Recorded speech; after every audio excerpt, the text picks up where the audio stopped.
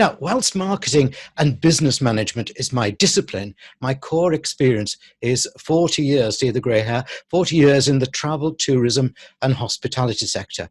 It's a sector that it gets into your blood and keeps drawing you back. It's also one that has been really hurt and will continue to be hurt by coronavirus and whatever economic impact follows.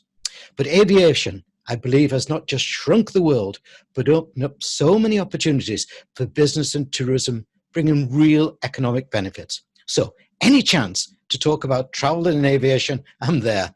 That's why I'm especially delighted to be chatting today to someone who is at the fore of the future of aviation, who cares passionately about aviation, and whose forward vision will mean that the airline industry will soon bounce back in a quality way.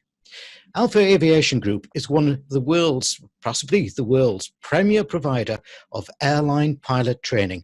So let me introduce you to its founder and executive director, Bhanu Choudhrie. Bhanu, lovely to see you. Great to meet you. Lovely to see you, Malcolm. Okay. Bhanu, welcome. By the way, I have thoroughly enjoyed reading up on you before we met. There's a lot of good, positive stories out there about you and some tremendous achievements by you. So please give us a quick insight into yourself and to Alpha Aviation Group. Well, Malcolm, it was always my childhood dream to either be a pilot or an astronaut. Right. Yeah. But, things happen, and I ended up being in business rather than, behind as a pilot or an astronaut. And Alpha Aviation Group was formed about 14 years ago, wow. Looking at the demand of pilots around the world. As I mentioned to you, we had also an airline in 2003, Air Deccan in India, the first low-budget airline in India. And through that experience, I saw the true demand for pilots and aviation in the region. So Alpha Aviation was formed 14 years ago. We have a center in the Philippines. We have a center in the UAE. We have trained close to 2,000 pilots globally. We've had pilots from over 40 nationalities train with us to today. Excellent. Yeah. Now, I do like that as soon as I visit your website, you detail your realistic mission and a very touchable vision. That touchable vision, which is to have an Alpha Aviation qualified pilot on every flight deck in the Asia Pacific region. Are you well on your way to doing it? Yes, we are. We have over 900 pilots today flying in the region with airlines like Cebu, like PAL, like Vietjet, and there are many more low-budget carriers who we specialize in training for. We also are doing the program called MPL, Multi-Pilot Licensing Program, which fast-tracks what we call from zero to hero. Right, yes. I love that expression. We'll catch up on that one a little bit later on. So, right, let's get to the heart of the sector's problem. We all know that too many airplanes are currently sitting on the ground. What's the true longer-term impact to the industry of COVID-19? It's something unprecedented. We have not seen something like this since, SARS or Ebola, but this is something that has taken everyone with unprecedented situation. And the airline industry, has to adapt to this. Yeah. We feel that airlines are going to have to reduce the number of flights. They're going to have to relook at their fleet size and their costs when they do start flying again. And I think they would be taking this time right now when no one is flying pretty much to plan for that. Excellent. Yes. Yeah. Do you think that the aviation sector showed the right type of leadership early enough in the crisis? Yes, they did. I think the airline industry, like in the learnings from SARS or Ebola, had to take an unprecedented step of completely switching off, and that is that was a good thing to do, even though people are unhappy, people will complain, but Hmm. this will safeguard, I think, the transmission of the COVID-19, globally.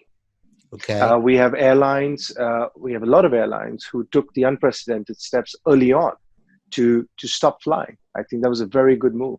Yeah, sensible. I agree with you. Now, change is now all around us in business. How will pilot training change, and how is Alpha Aviation Group responding to that change? Well, I think change is all around us. You're Yeah. absolutely correct. And at Alpha Aviation Group, we have started to work with the regulators to continue programs for our students, for our cadets, Hmm. through e-learning. So Yeah. we are continuing our courses, the classroom syllabus from wherever they are, whether they're at home, whether they're in a different country in Asia. So we are continuing that. This, of course, is a temporary solution at the moment, but I think regulators will see the merit of it and allow training providers like ourselves to continue this long term, which would greatly benefit, I think, the industry. Yeah, I applaud your forward vision and thinking about the industry there. It seems that airlines are going to face some massive costs in the future, with pilots being one of their big human costs. Do you think your training industry will face price pressure, and how will Alpha Aviation respond to such pressure?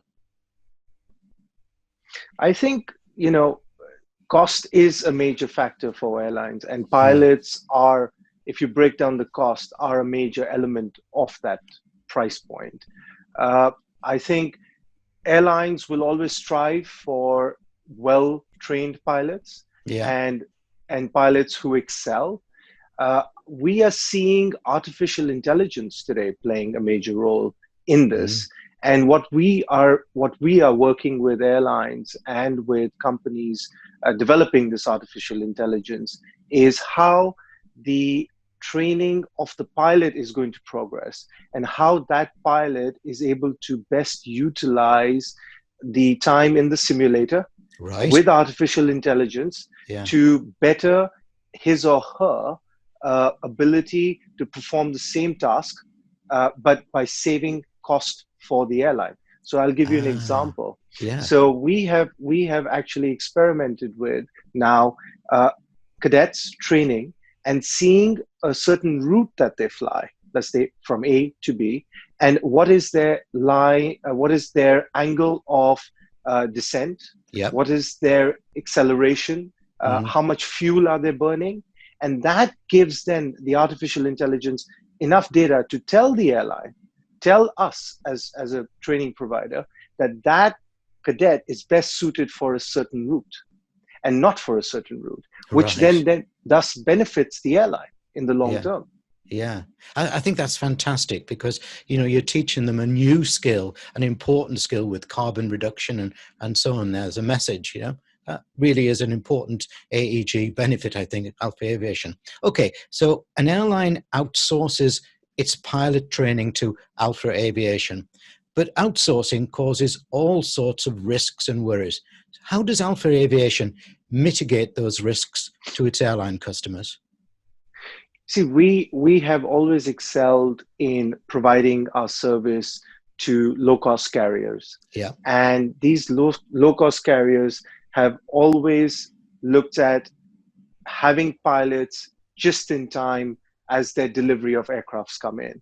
Okay. What we have also done is we have also hired instructors, ex pilots from those airlines that we work with, so that our students are fully understand what to expect when they go to those airlines. Right. Yeah. What are the SOPs of that Yeah. airline? Yeah. How does each airline we have seen, each low cost carrier functions In a differently different way. Yeah. in a different way. Vietjet functions differently to PAL Express, or Mm. in the Middle East, Air Arabia functions differently to Fly Dubai. So we have taken those pilots on board who then can showcase to the cadets that this is what you are expected. This is what's expected out of you when you join the airline. Excellent, excellent. Yeah. Now, innovation is key to success in the future, say most businesses. Then they do nothing about it. But Alpha Aviation seems to be very, very innovative. Now, I'd like to expand, please, upon your Multicrew pilot license training program. What is it? How is it innovative? And what are the benefits to your customer, the airline? So we introduced the MPL program in 2006. We were one of the pioneers in the world to have introduced this. After ICAO came up with this multi-pilot licensing program, which, by the way, was after 25 years of a program. So the traditional way of training, which was, you do your pilot license, you do your instrument course, you get your license for that. That program takes anywhere from, I believe, 64 weeks to 74 weeks. Yeah. And that was the standard since World War II. Right. And no one had looked at it. So I think because of the pressures of not enough pilots being there, of the demands of airlines, ICAO came up with this program. So we were one of the first pioneers in this field. What this does is this allows our zero to hero, a cadet who comes in not knowing anything about an aircraft, apart from he being a fan and him wanting to be a pilot. He is able to achieve this in somewhere between 18 and 24 months. Ooh. So this is a very condensed course. You're not doing anything less than what other pilots were doing, but you are spending more time, for example, in a simulator. And you are spending, for example, I'm just going to check, but you're reducing flying hours from 240 to 70 hours of flight. Wow. But you are spending a lot more time in the simulator. In simulator, exactly. So it is technology taking over, and that technology is very important today, because back in the day, from World War II, a pilot, he first went on a turboprop, he went into a cargo plane, he spent his time floating around the world before he got into an airline. Today, a cadet with Alpha Aviation Group comes in, goes from a zero to hero, and is sitting on the right seat of a commercial airline.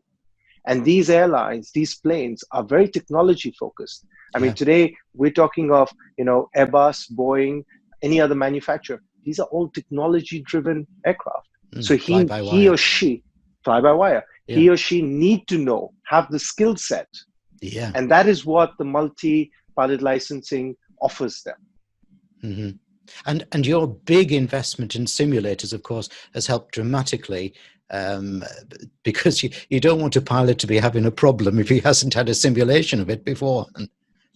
Absolutely. I mean, we have invested, Alpha Aviation Group has invested very heavily in simulation. We have now 11 simulators. We have a large number of those based in the Philippines. We have recently acquired our Airbus A320 2.0 simulator, which is the first one in the Philippines, and I believe the first one in Southeast Asia. So this gives the airlines a huge advantage as well in their training. So what made you choose UAE? And in the Philippines, Philippines is Clark Airport. Was that a former United States Air Base, I believe? Yeah. Correct. It was the former U.S. Air Base, so Clark Air Base, which when the Americans left, the government took back and made into a development zone. So you've got a lot of different businesses there. We, as Alpha Aviation Group, when we started out in 2006, we looked at what is the future of aviation, where are the future markets, and at that point, me and my team felt that in Asia, in Southeast Asia, you're going to have massive development coming in aviation from Vietnam, from China, from Indonesia, from Malaysia, from the Philippines. And then if you look in that area, you also had India, which was Yeah. a big market. Yeah. And as you know, we had Air Deccan in those days. So we saw that demand, we understood it. In the Middle East, we looked at the Middle East and we saw the progressive countries. We saw UAE as the leader there. Mm-hmm. And with Emirates, with Etihad, and then at that time, Air Arabia was the first low budget airline starting out, and we partnered with them. I've noticed that you are constantly expanding collaboration. A recent press release talked about Cambodia, where you were signing a collaborative agreement. Is that correct? Yes, that's correct. Alpha Aviation in Southeast Asia is always looking for new partners, for new airlines. And as I mentioned, we specialize in low budget carriers. Right. We are not here to compete with the full fare carriers. They have their own setup and they have enough of their own problems to deal with. So for us, we see a unique opportunity in providing our solution, the Alpha Aviation solution, to the low-cost carriers. And in Southeast Asia, where the countries are so spread out, you've got many smaller islands, and transport between those countries or within the country can only be done by flying. Yeah. Right, gotcha. Okay, look, nobody wants an airline crash, but pilot error seems to be a common cause of such crashes, or that's what it's purported to be. And that in turn causes nervousness about selecting certain airlines, especially in emerging countries, which may seem to adopt less quality approaches. Do you think it's changing? And is there strong enough world regulation to force change to ensure that only highly qualified pilots are up front? Well, at Alpha Aviation, our number one priority is safety and the standard of safety. Yeah. I think airlines around the world are making a very concerted effort for that sort of standard of safety. And that safety comes from the training of pilots, from where they are being trained at the centers. There are still, of course, some centers around the world, which we've read about, we've heard about, who will sell hours to pilots, but they are far, far few. And regulation, ICAO, the main regulator for aviation, is forcing countries to take a very strong stand against that. I mean, we see some African countries, where airlines are not permitted to fly to Europe because of safety concerns. But those safety concerns need to be addressed. Countries have to help each other to achieve that. And at Alpha Aviation Group, we are at the forefront of that. Yeah, I once flew on the very first flight of Kenya Airways, and I don't think my stomach has settled down yet. Many years ago. Look, I've read somewhere that as many as 500 million, is that right? 500 million? 5 million. No. 5 million pilots will be needed worldwide by 2034. So where will that aviation growth happen and have its focus? And how is Alpha Aviation Group being part of it? Well, it's 500,000. 500,000 thousand pilots by 2034 will be required. This was sort of Boeing's still a big numbers. summer. Still a big summer. It is. It was pre-COVID. Yeah. I think that number will get revised. But also, we have to keep in perspective. There are pilots who will retire. Yeah. So there will be, it will not go down dramatically, but it will go down a bit because airlines have to adjust. Mm-hmm. I think the great areas of growth are going to be, in Asia, in the Asian region, in Vietnam, in China. We've got, countries, for example, like India, where the population is still growing. Yes. So you're going to have huge amounts there. Post-COVID, I personally think, so does Alpha Aviation Group look at it, that there is going to be a relook. There is going to be airlines relooking at their numbers. But I think they will be very prudent in how they are planning their future. Excellent. Yeah. I noticed that Alpha Aviation website gives details of your team, but no mention of you. Is this part of your leadership style? You see, our business in Alpha Aviation is very country focused. It's very region Right. focused, Okay. and our centers are run by professionals from those regions.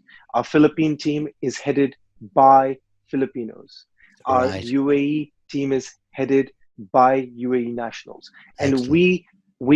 we like them to be the face of our business. You know, it's very easy for me to just run in and take the credit when Yeah. actually it's them on the ground, and they need to be the ones who are at the forefront of it.